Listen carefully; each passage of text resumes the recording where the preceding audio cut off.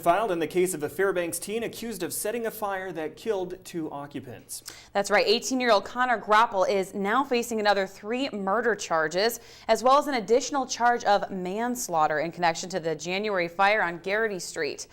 Grapple's public defender entered a plea of not guilty for the additional counts this afternoon in Fairbanks Superior Court. The 4 additional charges were filed on July 11th. Grapple had already been indicted by a grand jury on 12 felony charges, including 4 counts of murder and manslaughter, as well as arson and burglary. Now, these new charges make a total of 16 felonies that the teen now faces in connection to the fire that displaced nearly 50 occupants. Trial for his case is set for September. As family members of the 2 slain Alaska State Troopers awaited a hearing for the father of the man accused of killing them, court personnel asked everyone to leave the room. As part of an ex-parte representation hearing, the proceedings and transcripts for Arvin Kangas have been sealed from the public. In a hearing last Friday, witnesses say Kangas had numerous frequent outbursts regarding his representation, going as far as to say he is being misrepresented. Kangas has been reprimanded at numerous hearings for similar outbursts, as well as mouthing words to his son, Nathaniel Kangas, during proceedings. It is unclear as of news time if Kangas will get a change of representation. Well, I've been observing the court for over 30 years. I don't see why this could be excluded from people being present to make a determination whether Arvin Kangas wants to fire his lawyer. You know, I think this is really rare. I've seen it before where the judges open the public for the defendant to give reasons why he's not being represented. Not guilty pleas today for a Delta Junction woman facing assault charges after attempting to shoot a homeowner. 32-year-old Lisa McClanahan is charged with 2 counts of third-degree assault as well as weapons misconduct. Alaska State Troopers say McClanahan got into a verbal argument after being asked to leave a residence in Delta due to her intoxication. That's when witnesses say she pointed a 9mm handgun directly at the homeowner and pulled the trigger. Although the magazine was loaded, there was no round in the chamber. Trial for her case is set for September.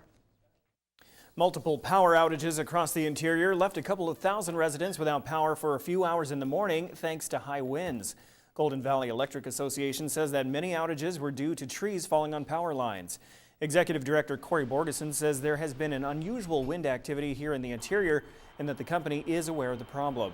He says that if anyone sees a tree on a power line, they should call GVEA immediately. He added that it is dangerous to try to untangle a tree from a power line by yourself. The company has been combating the more frequent power outages by setting up what they call the war room to help process calls faster. Now, if you have an outage, you can call Golden Valley at 452-1151. What we do is when we have an expectation that we may have an outage, which we did on Monday because we had the high winds and the rain coming, we go into our employee boardroom and we set up what we call the war room. You can see we've set up phones, laptops. We have an outage management program in place where we are able to track everyone who is out. So if we have a large number of calls coming in, we will staff this room with employees. Okay, when we come back, we have your weekly health report. Also, Golden Days is kicking off tomorrow. We were at Chamber and have more on that. Stay with us. And welcome back. Alaskans are more at risk of getting sexually transmitted diseases, and the numbers keep going up. Monty Bowen has more in this week's health report. Some people think they are immune to STDs, but doctors say the risks are real and deadly. The State Department of Health and Social Services says chlamydia cases are up 5%, gonorrhea up 55%, and syphilis up 60%. Only 7 months into 2014, the state has seen 24 cases of HIV, the same number Alaska had in all of 2013. As a result of those stark numbers, state officials want people who have multiple sex partners or unprotected sex to get tested and treated. It's not just an urban thing, it's not just a rural thing. STDs are occurring statewide and in very high numbers. It's not who you are, but it's what you do that puts you at risk for an STD. So it doesn't matter if you're a bigwig executive or anybody else. At Health and Social Services, a proactive focus could save lives that the state says needs to be taken more seriously. If you're having sex with anybody who's a new partner, the recommendation is to go get tested. This is Monty Bowen reporting. The Health Report is brought to you by the Ear, Nose, and Throat Clinic, located in the Medical Dental Arts Building. Call 456-7768. The man who brought the Big Dipper to town is in Fairbanks this week. Hez Ray was the one who brought the original building that housed the Big Dipper Ice Arena to Fairbanks back in 1968. After a lot of questions and a few roadblocks along the way, Ray has written the book about his time in Alaska and finally got it published. He'll have a book signing tomorrow and again on Saturday. And I tell the kids about the Big Dipper, and they were having trouble believing what I was telling them. And one student came up with his cell phone, and he said, "Coach Ray," he says, "my cell phone tells me that people brought that hangar in on a big airplane and landed it in Fairbanks." And I decided I need to write a book. Today, the Chamber of Commerce weekly luncheon had a special theme, Golden Days. Mike Schultz was there and has this report. This year, the city will celebrate for the 63rd time the founding of Fairbanks in 1902, thanks to the good luck of a gold miner named Felix Pedro. The 5-day event includes a number of fun and exciting games and performances, culminating in the Grand Parade Saturday downtown. So kickoff party is going to be here at Pioneer Park from 5 to 9. We have Fairbanks Summer Arts Festival is doing live performances. We have the 9th Army Band doing performances. We have the Girl Scouts are actually doing a cookie walk, a twist on the modern cakewalk carnival game. So on Thursday we have the BP Senior Luncheon, and we're really excited this year. We're partnering with the Borough. As you know, it's their 50th anniversary, and so they're doing a Nifty 50 collection. This will be the second installment recognizing 50 individuals from Fairbanks. The youngsters are not left out either, as they have their own special day this Friday at Pioneer Park. Young Pioneers Day is on Friday from noon to 3 here at Pioneer Park, and it's under the tent and outside. There's activities outside and inside. There's games and fun for all, along with free hot dog, chips, and a drink. Petting zoo and pony rides and fire trucks, so lots of activities, along with crafts and games. And Saturday is our big day for the Chamber. We have the Kinross Fort Knox Mine Grand Parade kicking off at 10 a.m. from the Carlson Center, making its way through downtown, ending at Noble and Airport. And then on that same day, we've got the Mac Federal Credit Union Street Fair happening from 9 to 4 p.m. And of course, right in the middle of that, we have the Denali State Bank Rubber Ducky Race happening at 2:30. One other note to recognize the founder, Howard Thies, of the ever-popular Rubber Ducky Race, a golden duck mascot today at the luncheon was given the appropriate name of Big Howie. Mike Schultz reporting. All right, Daryl. I'm a little bit nervous about what's coming up next, but Well, it's Joe Cook with sports. Don't be nervous Joe about that. Cook is coming up. We've got a surprise at the end of the newscast. You've got to wait for that. But Joe Cook is next. He's going to report on the Alaska Gold Panthers, who are on an impressive winning streak. Also, the Alaska Flight Summer Basketball team will take flight in Las Vegas this week. Sports is next.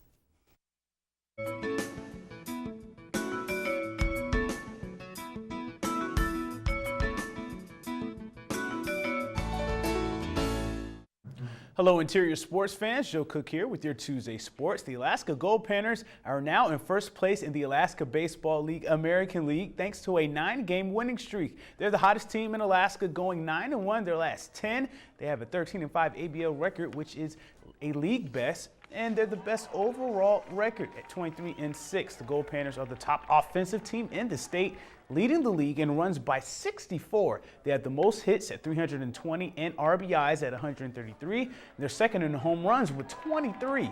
Ron Bozoian and Cody Nof both have 7 homers, which is second best in the league. Jacob Hayes is the RBI leader with 31. Also, Nof and Hayes are third and fourth in batting average, hitting .375 and .370. The pitching staff and defense is just as good. They've allowed the second least amount of earned runs and are second in strikeouts. Joel Belk still leads the ABL in Ks with 42. The trio of Belk, Mike Benson, and Jace Puckett are all 4-0 on the mound as well. If you want to check out this stellar team looking to repeat as ABL champs, do it now. This is the last week of home games for the Panthers this summer. Today's doubleheader with the Chinooks has been canceled due to the rain, but Alaska will have their final home games on Wednesday and Thursday, hosting the Matsu Miners. The College Swimming Coaches Association, supported by Nike, named 3 UAF swimmers for academic excellence. Juniors Danielle Lyons, Gabby Summers, and freshman Catherine Pound were named Scholar All-Americans. They had at least a 3.5 GPA while competing in NCAA events in the spring. Lyons with the 3.69 GPA was all-academic and conference and was the first team pick on the Capital One All-American Division II at-large team.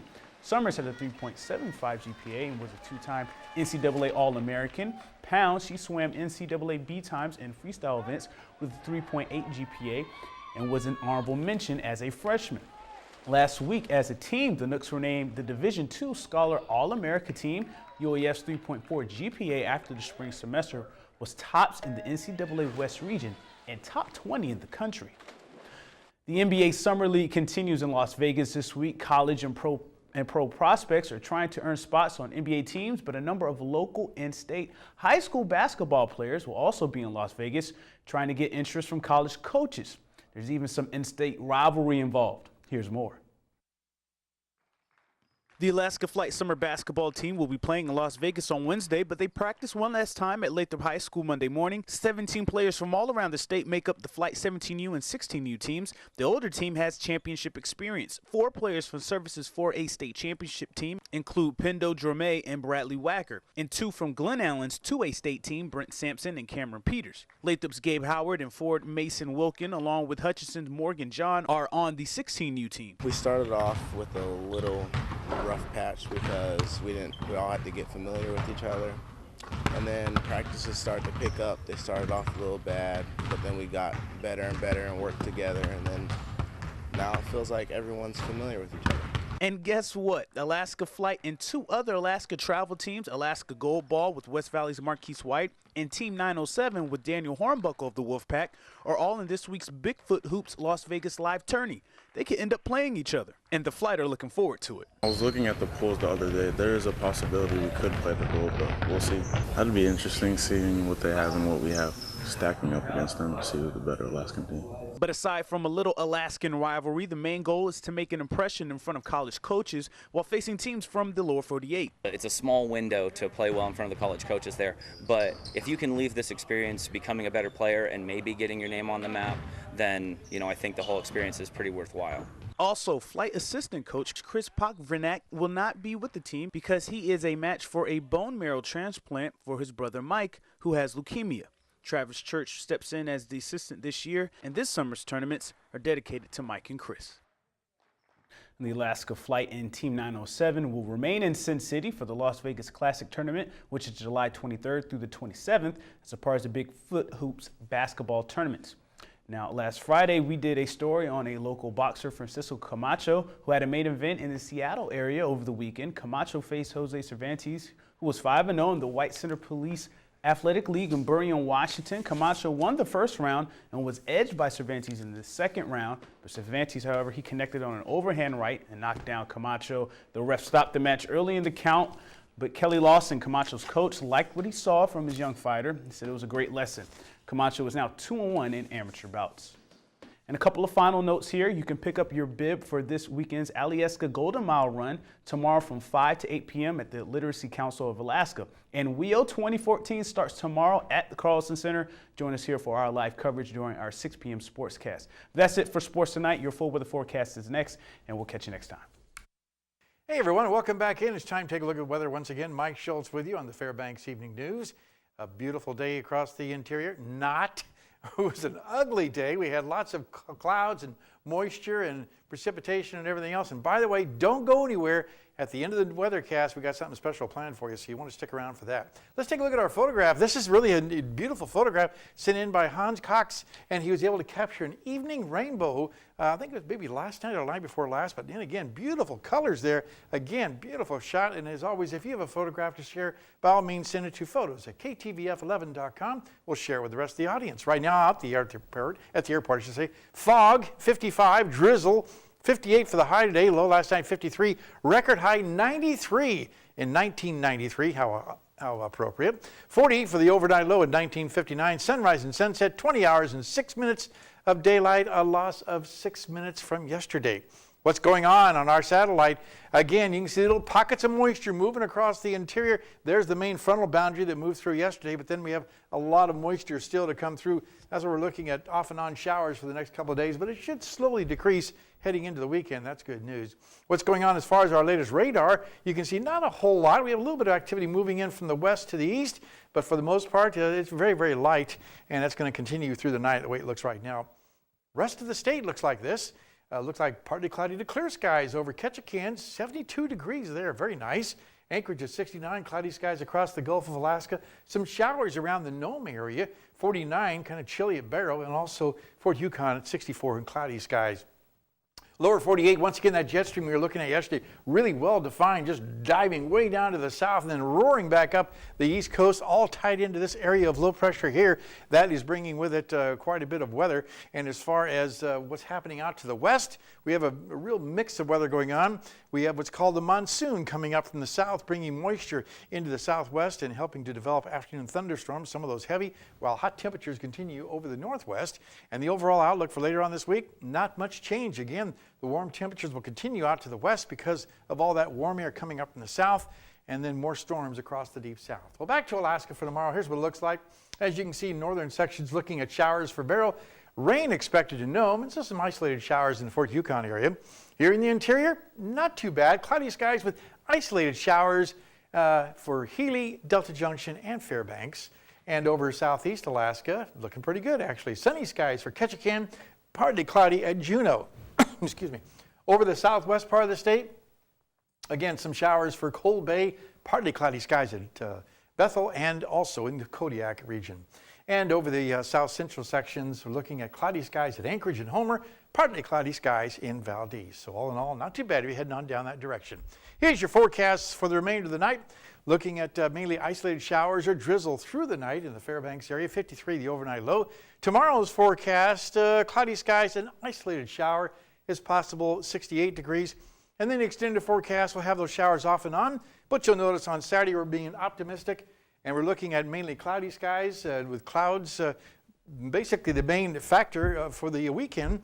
And maybe that looks pretty good for the parade too. And overnight lows will also be warming up slowly to the low 50s. All right, now we're going to go with our cameras out to the parking lot of KTVF and join Joe Cook, Daryl Clark, and Stephanie Woodard for a very special happening. All right, so here we are outside. I was challenged for the 24-hour water challenge, cold water challenge.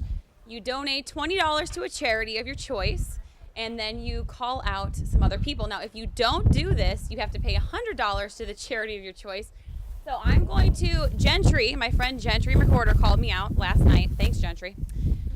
And so I'm going to donate $20 to the Wounded Warrior Project. I'm going to call out J.R. Lewis in the morning. I'm going to call out Glenner. Yep, I'm going to call out Jason Avery with Pioneer Park. Oh, yeah. I'm going to call out VMAX. And who else? Okay, that'll be it. Okay. Let's get it done. Ready? Wait, did I get everybody that I wanted to call out? Okay. Too late, girl. You ready? Here goes.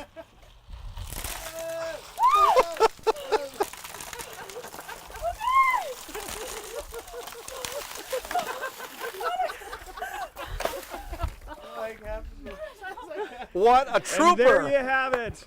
What All a right, trooper! What a perfect way to end a broadcast. From all of us here at the News Center, have a great night. We'll see you back at 11. Good job, Stephanie. Good job, Stephanie.